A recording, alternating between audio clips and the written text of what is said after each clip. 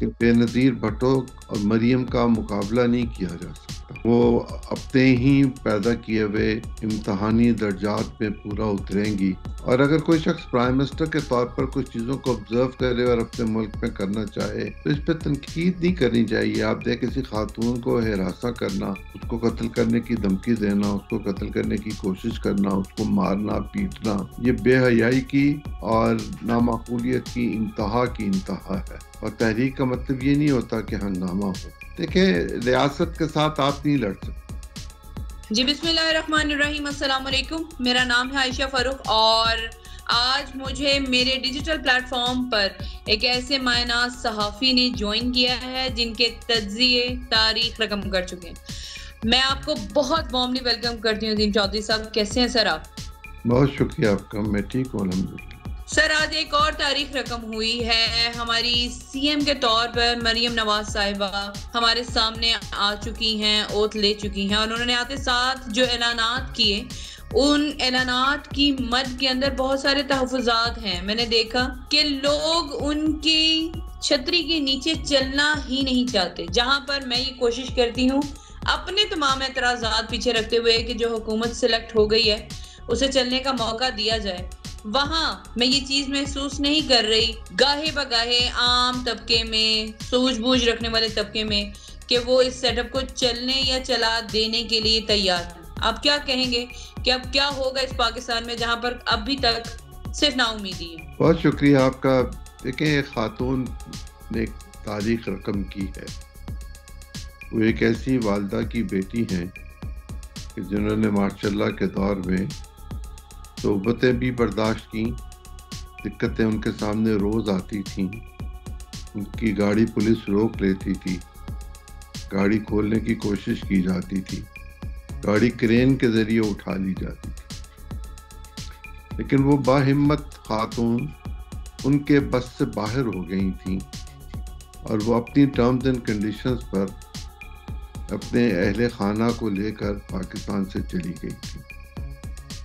وہ جرأت اور ہمت کی ایک مثال ہے، اور اس سے بڑی مثال محترمہ بے نظیر بھٹو کی ہے۔ لیکن بے نظیر بھٹو اور مریم کا مقابلہ نہیں کیا جا سکتا۔ اس کی بہت ساری وجوہات ہیں، لیکن اس میں ہمیں جانے کی ضرورت نہیں۔ بہرحال پنجاب میں ایک تاریخ رقم ہوئی ہے، ہمیں اس بات پر اطمینان رکھنا چاہیے کہ وہ اپنے ہی پیدا کیے ہوئے امتحانی درجات میں پورا اتریں گی۔ ان کی پہلی تقریر کے بعد اس پہ کوئی نیگیٹو تبصرہ مناسب نہیں معلوم ہوتا۔ بالکل صحیح، لیکن سر آپ کو نہیں لگتا کہ مریم صاحبہ کے اوتھ لیتے ساتھ ہی آپ نے دیکھا کہ انہوں نے شروعات کی کہ وہ ایئر ایمبولنس کی بات کریں، جبکہ ہمارے معاملات تو بہت سطحی ہیں۔ آپ کی مسکراہٹ ویسے مجھے بتا رہی ہے۔ آپ دیکھیں سر، ایک غریب آدمی تو آلو پیاز کو بھی رو رہا ہے۔ میں 2-4 دن سے لائیو شوز کر رہی ہوں تو میرے ساتھ بیٹھے ہوئے لوگ یہ بات بتا رہے ہیں کہ کسی کی 40,000 روپے تنخواہ تو صرف گیس کا بل صرف 42,000 روپیز آ رہا ہے۔ بچے تعلیم نہیں حاصل کر پا رہے ہیں۔ اس ایسے ماحول میں ایئر ایمبولنس زیادہ نہیں ہے۔ اچھا، 1991 میں میاں نواز شریف نے کنسیو کیا تھا یہ آئیڈیا اپنے ساتھیوں کے ساتھ کہ پاکستان میں ایک ٹریفک کے لیے اور کمفرٹیبل ٹریفک کے لیے ایسا روڈ ہونا چاہیے جو ہمارے اقتصادی ترقی میں ہمارا مددگار ثابت ہو سکے، اور یقیناً راستے میں جو علاقے آئیں ان کی کنیکٹیوٹی پھر اس کے ساتھ وقت کے ساتھ ساتھ ہوتی رہتی ہے، اور انہوں نے بھی کرنی تھی۔ انہوں نے کوریا کی ایک کمپنی کے ساتھ ایک ایگریمنٹ سائن کیا، اتفاق سے وہ اپنے دور میں اس کو پورا نہ کر سکے۔ بے نظیر صاحبہ کا دور آیا تو اس دور میں بھی اس پروجیکٹ کے لیے جو مالی امداد چاہیے تھی وہ نہیں دی گئی، نتیجتاً وہ سست روی کا شکار ہوا۔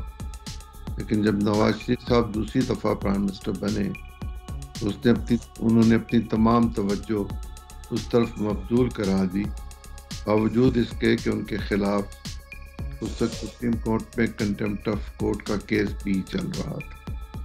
بہت ہیپیزٹلی انہوں نے اس کا افتتاح کیا. انہیں اندیشہ تھا کہ انہیں ڈسکوالیفائی کر دیا جائے گا، لیکن انہوں نے اس کا افتتاح کیا. وہ جب کبھی اس کے بارے میں بات کرتے تھے تو وہ بہت ساری فیسلٹیز جو پاکستان میں لوگوں کے پاس نہیں تھیں ان کو اجاگر کرنے کی کوشش کرتے تھے. جہاں تک مجھے یاد ہے غالباً 1930 میں اٹلی میں پہلی دفعہ موٹر وے بنی تھی. میاں نواز شریف نے وہ دیکھی ہوئی تھی. وہ شوقین ہیں سیر و سیاحت کے. یورپ جو بھی جاتا ہے وہ موٹر وے پہ جاتا ہی جاتا ہے، اور اب تو خیر دنیا کے بہت ممالک میں بن چکی ہیں. اور اگر کوئی شخص پرائم منسٹر کے طور پر کچھ چیزوں کو آبزرو کرے اور اپنے ملک میں کرنا چاہے تو یہ بہت اچھی بات ہے، ہونا چاہیے. پاکستان ایک غریب ملک ہے جس میں کمیونیکیشن کے ذرائع بہت کم ہیں. اللہ بھلا کرے محمد خان جنیجو کا کہ انہوں نے دیہات کو شہر سے ملانے کا ایک منصوبہ تیار کیا تھا جس پر بہت عمل بھی ہوا، اور کھیت سے منڈی تک کا جو معاملہ تھا وہ بھی انہوں نے حل کیا. اس سڑک کے بنائے جانے کے بعد جس کا میاں نواز شریف ذکر کرتے تھے، انہوں نے اس بات کا بھی کہیں اعادہ کر رکھا تھا، ذکر بھی کیا، اعادہ بھی کیا، کنسسٹنٹلی کیا کہ جو فیسلٹیز اس پر موجود ہوں گی، چونکہ یہ ایک لمبی روڈ ہوگی اور دنیا کے مختلف ممالک کی طرح یہاں پر بھی ٹریفک کنٹرول کے لیے اور ٹریفک دیکھنے کے لیے کسی ایمرجنسی کی صورت میں، روڈ ایکسیڈنٹ کی صورت میں پیشنٹس کو اٹھانے لے جانے رکھنے کے لیے ہیلی کاپٹر کی سروس بھی دی جائے گی. اور ٹراما سینٹرز بھی مختلف جگہوں پر بنیں گے. ٹراما سینٹر تو آج تک نہیں بن سکا. میاں نواز شریف کے بعد شہباز شریف صاحب پرائم منسٹر بنے، وہ دوبارہ پھر میاں صاحب بھی پرائم منسٹر بن چکے تھے. اب مریم صاحبہ ان کی صاحبزادی 30-32 سال کے بعد دوبارہ اپنے والد کے منصوبے کو ایک نئے رنگ کے لوگوں کے سامنے لانا چاہتی ہیں. میری اطلاع کے مطابق بزدار کی حکومت میں یہ بات طے پا گئی تھی کہ پنجاب کے 8 جو کمشنریٹ ہیں ان میں جگہ الاٹ کر دی گئی تھی، اور وہاں پر ہیلی سروس کا انتظام کرنے کے لیے ہیلی کاپٹرز منگوانے کا انتظام بھی کیا گیا تھا. ویسے تو ایک زمانے میں اسلام آباد مری ہیلی کاپٹر کی سروس کا تھوڑا بہت آغاز بھی ہوا تھا انآفیشلی. اگر یہ سروسز لوگوں کو دی جائیں تو اس پہ تنقید نہیں کرنی چاہیے. آپ دیکھیں اگر فرض کیجئے سالٹ رینج میں کوئی ایکسیڈنٹ ہوتا ہے، اب تو خیر وہ بہت سختی کرتے ہیں وہاں، سالٹ رینج میں ایکسیڈنٹ ہوتا ہے، سالٹ رینج میں پہنچنے کے لیے ایمبولینسز کو 1.5 گھنٹہ تو چاہیے جہاں کہیں سے بھی وہ جانا چاہیں. 1.5 گھنٹے میں اگر مریض ہاسپٹل پہنچ جائے تو اس کی جان کو جو خطرہ ہوتا ہے وہ ٹل سکتا ہے، وہ بچ سکتا ہے، اس کی زندگی بچ سکتی ہے. پروجیکٹ تو اچھا ہے، بس مریم نواز شریف کی آدھی عمر کے قریب کا پروجیکٹ ہے جو پینڈنگ پڑا. بالکل. اچھا سر، بات ان کی اس بات کی نہیں ہے کہ وہ کیا سوچ رہی ہیں کیسے ہوگا، بات یہ ہے کہ اس وقت کی ضرورت کیا ہے. آپ نے دیکھا ہے انڈیا ہماری طرف سے ہاتھ جھاڑ چکا ہے. آپ نے دیکھا پاکستان کا پانی بند کر دیا گیا، ٹھیک ہے. آپ نے دیکھا ہے کہ آئی ایم ایف کی قسطیں ہیں اور آئی ایم ایف کی شرائط ہیں. ان کے جو خواب ہمیں دکھائے گئے تھے 200 یونٹ تو مفتی ہونا تھا، وہ سب کھٹائی میں ہے. انٹرنیٹ ہے وہ چل نہیں رہا، صحافی یہاں پہ محفوظ نہیں. تو آپ کو نہیں لگتا کہ ہم لوگ اگر مریم نواز کی طرف دیکھنا بھی شروع کریں؟ مور اوور آپ نے دیکھا کل ایک حلوہ لکھی شرٹ خاتون جلتے جلتے بچی. ایسے معاشرے کے اندر ہم بات کر رہے ہیں سر، اور آپ میرے سے زیادہ اچھا جانتے ہیں.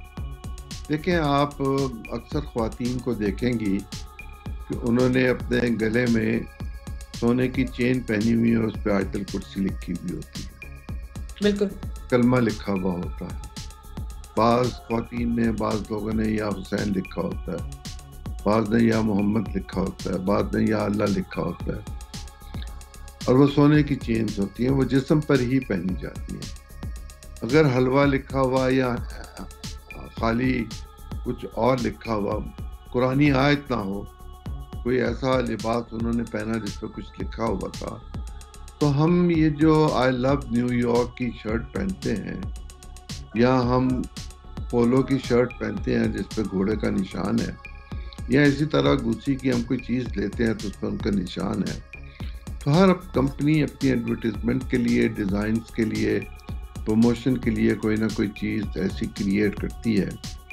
اس کے نتیجے میں کسی خاتون کو ہراساں کرنا، اس کو قتل کرنے کی دھمکی دینا، اس کو قتل کرنے کی کوشش کرنا، اس کو مارنا پیٹنا یا ڈرانے کی کوشش کرنا، یہ نہایت ہی غیر مہذب حرکت ہے، اور اس پہ جس قدر ہمیں شرمندہ ہونے کی ضرورت ہے اس سے زیادہ ہونا چاہیے. یہ بے حیائی کی اور نامعقولیت کی انتہا ہے. بالکل آپ صحیح بات کہہ رہے ہیں، لیکن بات کی طرف آتے ہیں ہم سر کہ نواز شریف حکومت، یعنی کہ نواز شریف خود تو سامنے نہیں لیکن ہر جگہ نون ہی نون اور شین ہی شین نظر آ رہا ہے. آپ نے دیکھا چودھری نثار صاحب کا بھی بیان سامنے آیا جس میں مجھے اس بیان کو پڑھ کر یہ محسوس ہوا کہ انہوں نے پہلی دفعہ اس بات کا اظہار کیا کہ وہ اپنی سیاست ہار چکے، کہ پچھلے الیکشن میں ان کو اس لیے نہیں موقع ملا کہ وہ پی ٹی آئی جوائن نہیں کر سکے تھے، اور اس بار ان کو اس لیے نہیں موقع ملا کیونکہ انہوں نے مسلم لیگ نون نہیں جوائن کی. ویژنری لوگ صرف اس لیے لائن میں کھڑے رہ گئے سر، جو ان کے جو بڑے ہیں وہ بادشاہ نہیں، وہ قاضیوں کی اولاد نکلے. ویژنری لوگوں کے لیے ضروری نہیں ہوتا کہ وہ انتخاب لڑ کے اپنی ویژن کو لوگوں تک پہنچائیں. ان چودھری صاحب کو چاہیے اپنی زندگی کے تجربات کی روشنی میں کتاب لکھیں. ہم جیسے طالب علم بھی پڑھیں گے اور سیکھیں گے. لیکن سر آپ کو نہیں لگتا کہ یہ صرف کتاب لکھنے والا دور نہیں رہ گیا؟ 9 مئی کا قصہ آج تک ہم سے سلجھا نہیں ہے، ایک 8 فروری ہمارے سامنے کھڑی ہے. آپ کے ساتھ پروگرام کریں، ہم سن لیں گے. آپ نے تو بات ہی ختم کی. لیکن سر میرے پروگرام اور آپ کے پروگرام کرنے میں بڑا فرق ہے. آپ کا تجزیہ، آپ کا تجربہ اور آپ کی باتیں. آپ نے خود بتایا تھا کہ تحریکیں چل جاتی ہیں، اب مجھے لگتا ہے وہ دور ہے کہ ایک تحریک اور آ جانی چاہیے. دیکھیں تحریک تو ہمیشہ کسی بھی وقت آ سکتی ہے، اور تحریک کا مطلب یہ نہیں ہوتا کہ ہنگامہ ہو. تحریک مختلف طریقوں سے روشناس کرائی جاتی ہے. وہ علمی ذریعے سے بھی ہو سکتی ہے، وہ زبانی بھی ہو سکتی ہے، وہ فکری حوالوں سے بھی ہو سکتی ہے، وہ دعوت کے ذریعے بھی ہو سکتی ہے، وہ پروٹیسٹ کے ذریعے بھی ہو سکتی ہے. جس کو جو سوٹ کرے وہ اس طریقے سے اپنی بات کو آگے بڑھانے کے لیے، اس کو حرکت دینے کے لیے، اپنے پیغام کو مربوط کرنے کے لیے جو کام کرتا ہے اس کو تحریک ہی کہا جاتا ہے. اس کے تو بہت سارے ذرائع موجود ہیں. بالکل. اچھا سر اپنے کلوزنگ کی طرف جاتے ہیں. آپ مجھے بتائیں کہ جو تجربہ اب ہمارے سر پر رکھ دیا گیا ہے وہ تجربہ ہمیں کہاں تک نقصان اور کہاں تک فائدہ دے گا؟ آپ اسے اٹھا کے نیچے رکھتے ہیں تو کوئی نہ فائدہ ہوگا نہ نقصان ہوگا. یعنی کہ آپ کہہ رہے ہیں کہ اس حکومت کو چلنے نہیں دینا چاہیے؟ میں نے یہ نہیں کہا. میں اپنے لفظوں کے انتخاب میں بے حد محتاط شخص ہوں. میں نے ایسا نہیں کہا. میں نے جو سمجھا میں نے آپ کو وہ بتایا. جو میں کہنا چاہتا ہوں وہ یہ نہیں. وہ کیا ہے؟ دیکھیں ریاست کے ساتھ آپ نہیں لڑ سکتے. کوئی فرد، کوئی گروہ نہیں لڑ سکتا، کوئی جتھا نہیں لڑ سکتا. اور جب آپ ریاست کے ساتھ لڑ نہیں سکتے تو اس بات کو ذہن میں رکھیں کہ ریاست کی اور عام آدمی کی دلچسپی میں فرق ہوتا ہے. ریاست اپنی دلچسپی کے مراحل کو پورا کرنے کے لیے عام لوگوں کو قربان کرنے کے لیے تیار ہوتی ہے، جبکہ عام آدمی اپنی دلچسپی کو پورا کرنے کے لیے ریاست کو نقصان پہنچانے کا متحمل بھی نہیں ہو سکتا. تو جب اتنی بڑی تفریق موجود ہو اور ریاست ایک فیصلہ کر لے تو پھر اس سے ٹکرا کر کیا فائدہ ہوگا؟ 77 میں بھی ریاست کا ایک فیصلہ تھا، لوگ ٹکرائے، نتیجتاً ماشاءاللہ لگ گیا. پبلک کو تو کچھ نہیں مل سکا تھا. مجھے تو کہیں تحریک نظام مصطفیٰ نظر نہیں آئی تھی. بالکل. آپ کے اس قیمتی وقت کا بہت شکریہ. اور اسی پروگرام میں آپ سے ایک وعدہ لینا چاہوں گی کہ مجھے یہ موقع دیجیے گا کہ میں آپ کے علم کو آپ ہی کے ذریعے بار بار چرا سکوں. جب کبھی مجھے موقع ملا میں آپ کی خدمت کے لیے حاضر. بہت شکریہ. Thank you so much sir for the time. میں آپ کی اس وقت کی بہت شکر گزار ہوں. بہت شکریہ سر.